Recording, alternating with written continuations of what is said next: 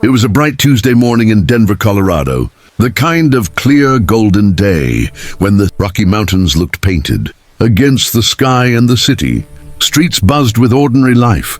Cars moved steadily past the tall glass building of Hartwell Technologies, one of the most powerful companies in the state. Inside the lobby, employees hurried toward elevators, carrying coffee cups and briefcases. And near the service entrance, a man named Daniel Rivera unloaded his worn blue pickup truck. Daniel was a janitor at the company and also a single father, raising his 8-year-old son. Mateo, his toolbox, sat in the truck bed, scratched and old, but carefully maintained. The red metal box had traveled with him through many years and many jobs. As he lifted it out, a security guard waved, "Hello!" Daniel smiled back and carried the box toward the door, unaware that upstairs, an important executive meeting had just ended.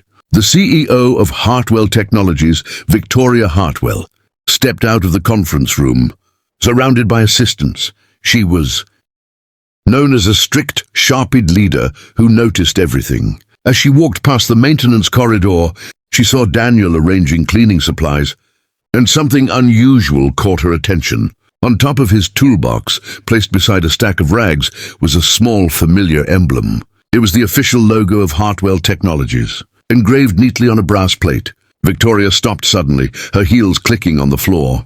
She turned and looked directly at Daniel, who froze in surprise. She pointed at the box and asked in a firm voice, "Why is our company's logo on your toolbox?"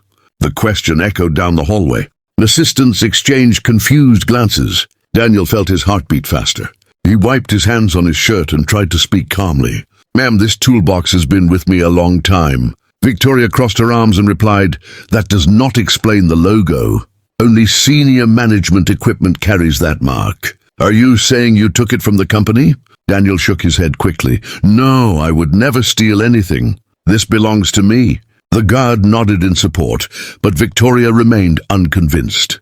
She insisted on hearing the full story, and the employees gathering nearby leaned in curiously. Daniel took a deep breath and began to explain. Years earlier, when he was just starting out, he had worked for a small startup founded by Robert Hartwell, Victoria's late father. The company had almost failed back then. Daniel had not been a janitor at that time. He had been one of the first technicians hired to repair machines and keep the tiny office running. He told how he often brought Mateo, then just a toddler, to sit quietly in the corner while he worked overtime. One winter afternoon, a major investor was scheduled to visit, and a critical server broke down. Everyone panicked.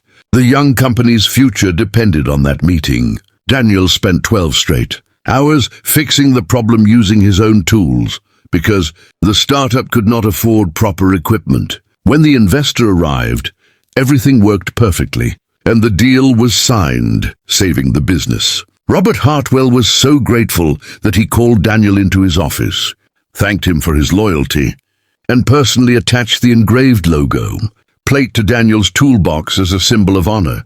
He promised that Daniel would always have a place in the Hartwell family. Daniel's voice trembled slightly as he finished the memory. Victoria listened in silence, her expression slowly changing from suspicion to amazement. She had never heard this part of her father's history. She asked softly, "You worked with my father?" Daniel nodded. "Yes, ma'am. I helped build this company from the ground up. After he passed away, things changed. New managers came, budgets were cut, and I was moved to cleaning staff. But I kept the toolbox just as he left it." Victoria touched the brass plate gently, realizing that the man standing before her was not just an ordinary janitor, but a forgotten hero of the organization. She felt a wave of emotion and said, "Daniel Rivera, my father spoke of you in his journals. I never connected the name. This logo on your box is not a mistake. It is a piece of our company's soul." The employees around them gasped. Victoria turned to her team and announced that Daniel would be reinstated as senior maintenance supervisor immediately, with full benefits for him and educational support for Mateo. She thanked him publicly for his past dedication. Daniel could hardly believe what he was hearing. Tears filled his eyes. He thought of the long struggles, the night shifts, and the times he felt invisible. Now, in the middle of a normal Denver day, His secret had come out and transformed his life. Victoria shook his hand respectfully and said, "Welcome home." The guard applauded first and then everyone joined in. Sunlight streamed through the corridor windows as the scene ended with hope and justice restored, proving that kindness and loyalty never truly disappear. They only wait for the right moment to be recognized.